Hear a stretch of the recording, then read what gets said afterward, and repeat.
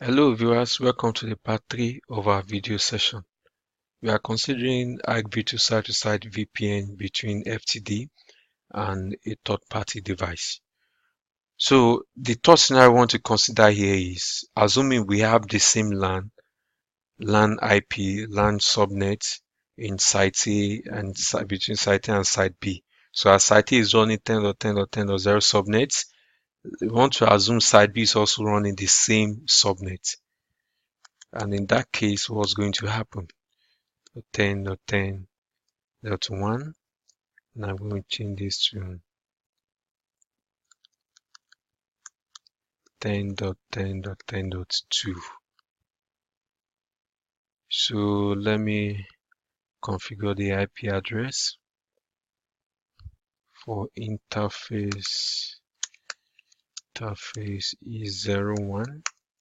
IP address is going to be 10.10.10.1, 255.255.255.0 short issue IP interface brief. Okay, and for these hosts, IP is going to be 10.10.10.2/24. Gateway is going to be 10.1,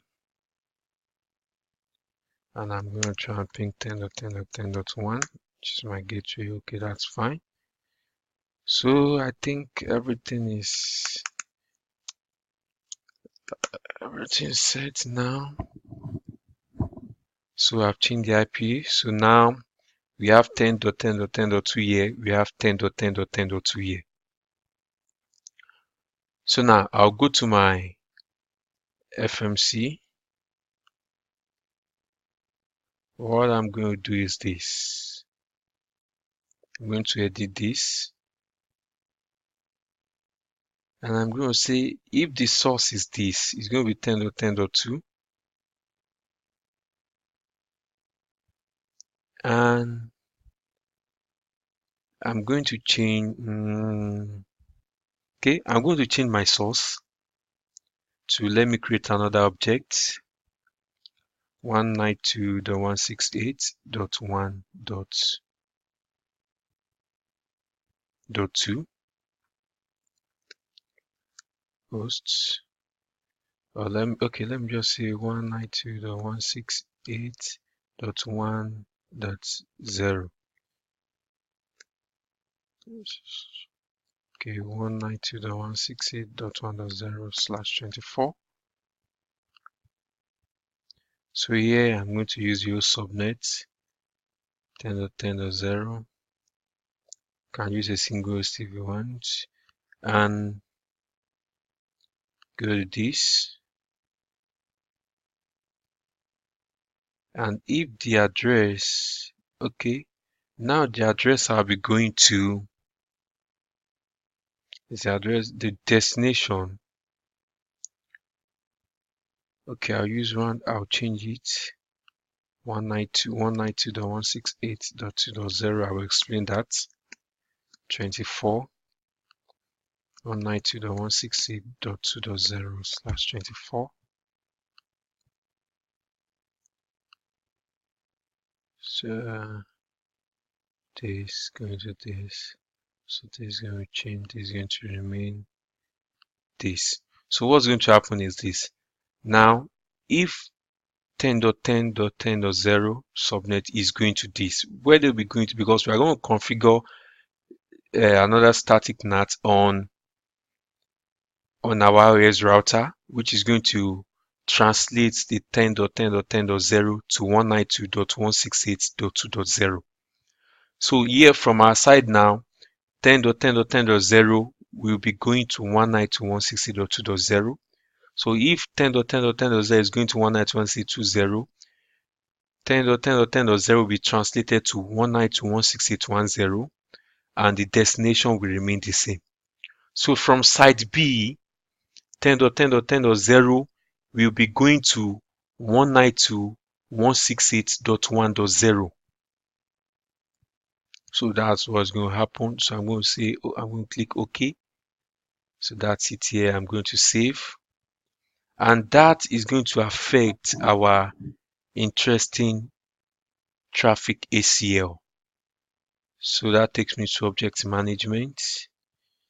I'm going to go to the ACL, extended ACL, IKEv2, and now the source now will not be 10.10.10.2. It's going to be the translated IP, and I'm going to see 192.168.1.0. That will be the source, and it's going to be going to the destination 192.168.2.0. That's the destination it's going to be going to. This is the translated source. This is destination.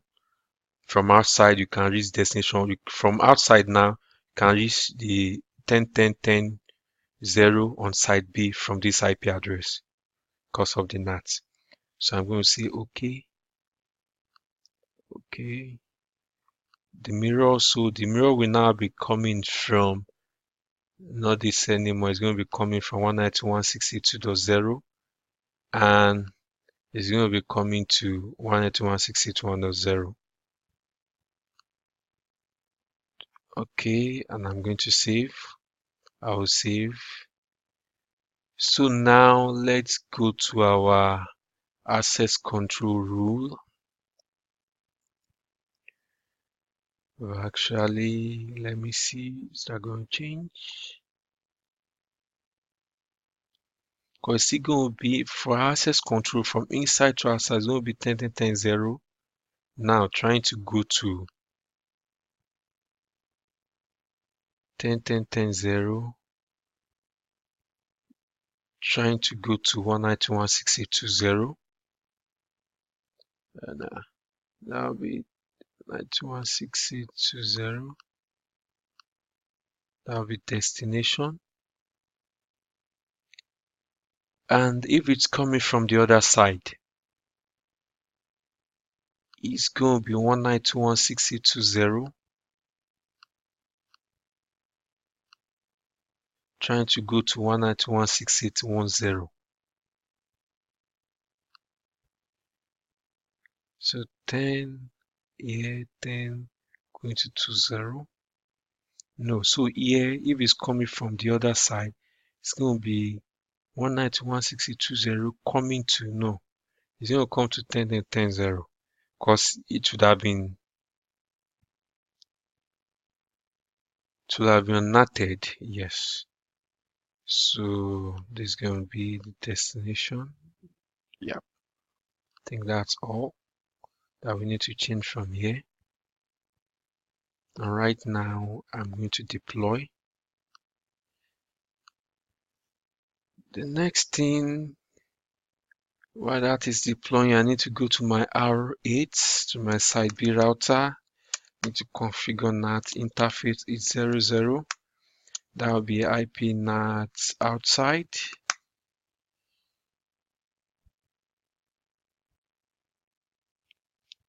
What's happening? Okay. Yeah, that should be it. IP NAT outside. So the next thing,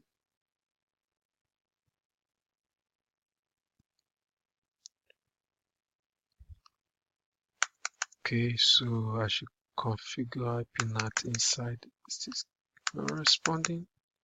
Oh, okay, interface Ethernet 01. That will be IP NAT inside.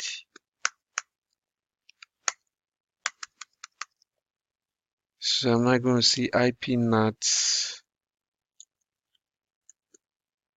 inside source. NAT inside source is going to be static. Okay, network, that is subject to translate. I'm translating 10.10.10.0.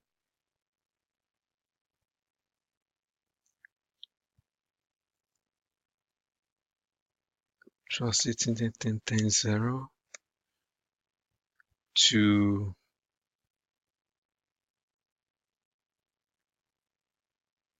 192.168.2.0. /24, and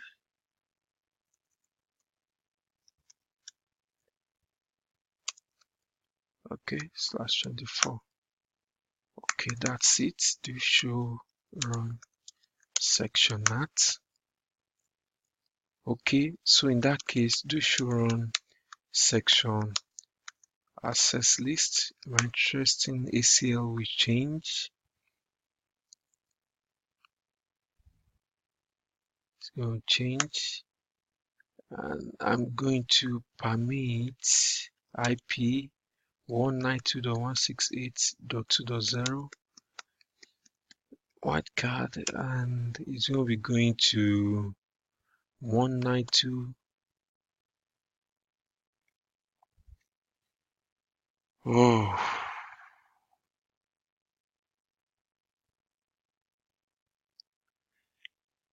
.20.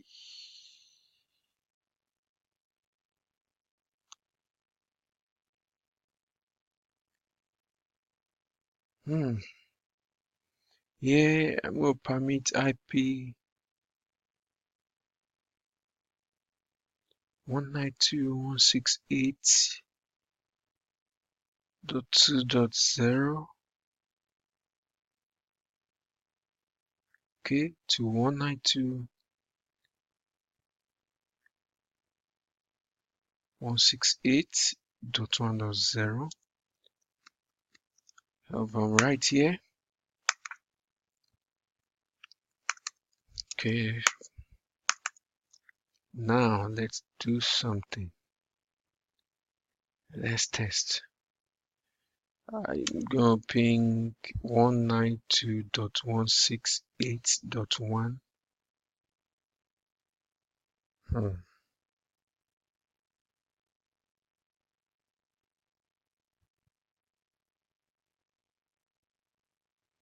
.2.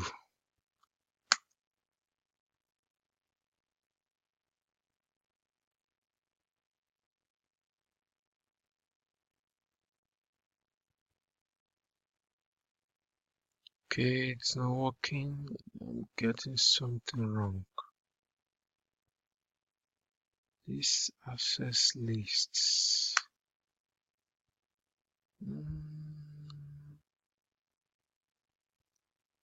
Current permits 10, 10, 10, 0. 192.168.2.0. Sorry, permit IP. I'm going to say no, but I'm not sure. I'm not sure about this, but we should run section access list. Oh my god, I didn't even remove the initial ACL. So that's not my problem.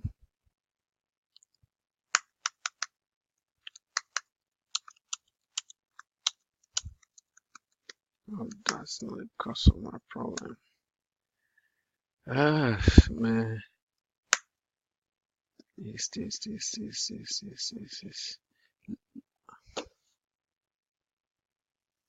Let me revert it back to what we have before.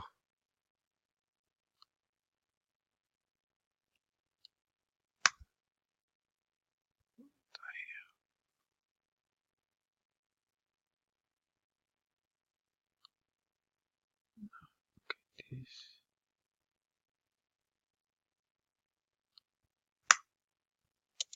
I'm going to say no to this. Do show run section list. In that case, if it's not working, okay. So let me check this. Okay, show run section access list. Oh no, should be, I've actually messed things up here. It's supposed to be permits this to 192.168.1.0.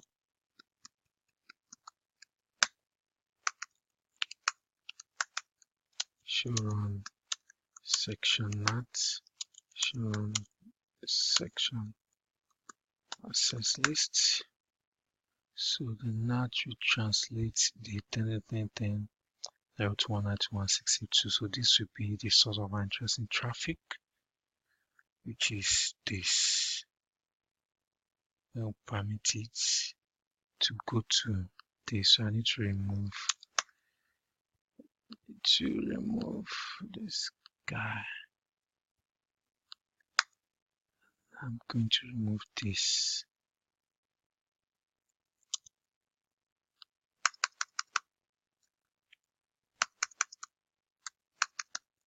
Show run section NAT, show run section access list. So it will be from here to 1.0, and that's from the other side. Okay, let me try again. Ping if, oh, that's it. So it's just now, because we're having the same LAN IP on site A and site B. Let me see how I can, between site A here and site B. So now on site B router here, I decided to configure NAT to translate the site A LAN subnet to 192.168.20. So, and because of that, the interesting ACL will now be 192.168.20, because this IP subnet is going to be translated to this. So, and it's going to be on the outside that it's going to eat the crypto map. So it would have been translated. So the interesting traffic will be 192.168.2.0 to 192.168.1.0, which is the translated IP of site A. And if you look at site A, and we have a NAT actually on, this is IP NAT outside, and that is one, this is IP NAT inside. And here, okay, don't worry about this. And here, let me go to devices NAT. I have a NAT configured here also. For my inside subnet 10.10.10.0, I configured a NAT that if 10.10.10.0 is going to 192.168.1.0, which is the translated IP of site B. If you look at that, that's what site B is going to be translated to. Original source of 10.10.10.0 is going to this destination. Where is the destination? This is it. Original source 10.10.10.0 is going to original destination of 192.168.2.0, which is the translated network from site B. Now, it should translate the original source from our site to 192.168.1.0, and the original destination will remain the same. That's why you are seeing the original and the translated destination as the same. So that's how it works if you're having a kind of overlapping subnet. So in this case, show crypto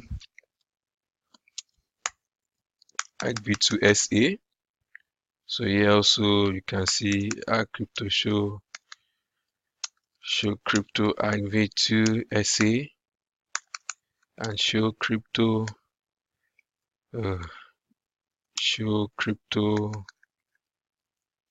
IPsec SA.